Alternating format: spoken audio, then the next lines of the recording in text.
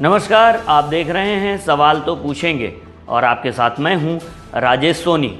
हम आपको जो खबर दिखाने जा रहे हैं वो खबर है ग्लोबल हंगर इंडेक्स से जुड़ी हुई। ग्लोबल हंगर इंडेक्स की रिपोर्ट जारी होने के बाद विपक्ष केंद्र सरकार पर हमलावर हो गया है। कांग्रेस के मुख्य प्रवक्ता सुरजेवाला ने कहा कि भूख में नए कीर्तिमान रचे गए हैं।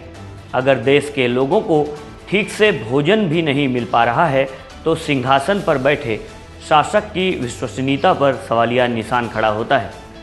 वहीं राज्यसभा में नेता प्रतिपक्ष मल्लिकार्जुन खड़गे ने कहा कि यूपीए द्वारा भूख को समाप्त करने के लिए किए गए प्रयासों जैसे भोजन का अधिकार अधिनियम में संशोधन करके गरीबों को असहाय छोड़ दिया गया है।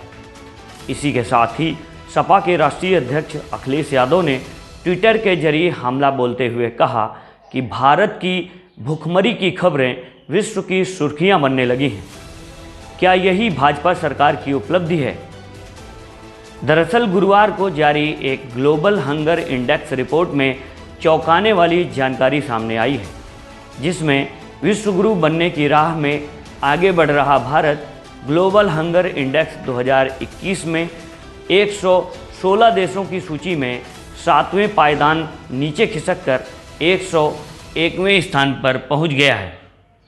इसमें चौंकाने वाली बात यह है कि हम इस सूची में पाकिस्तान, बांग्लादेश और नेपाल से भी पीछे हैं। इस इंडेक्स रिपोर्ट में कहा गया है कि भारत में लोग कोविड-19 और इसके चलते लगाई गई पाबंदियों से बुरी तरह प्रभावित हुए हैं। पिछले साल यानी 2020 की बात करें तो भारत 107 देशों में 94वें स्थान पर था।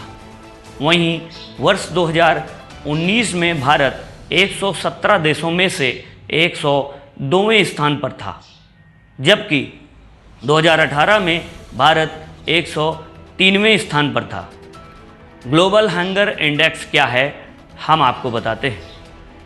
वैश्विक भुखमरी सूचकांक यानी ग्लोबल हंगर इंडेक्स भुखमरी की समीक्षा करने वाली वार्षिक रिपोर्ट है, जो वैश्विक, क्षेत्रीय और राष्ट्रीय स्तर पर व्यापक रूप से भुखमरी की स्थिति का मापन करती है।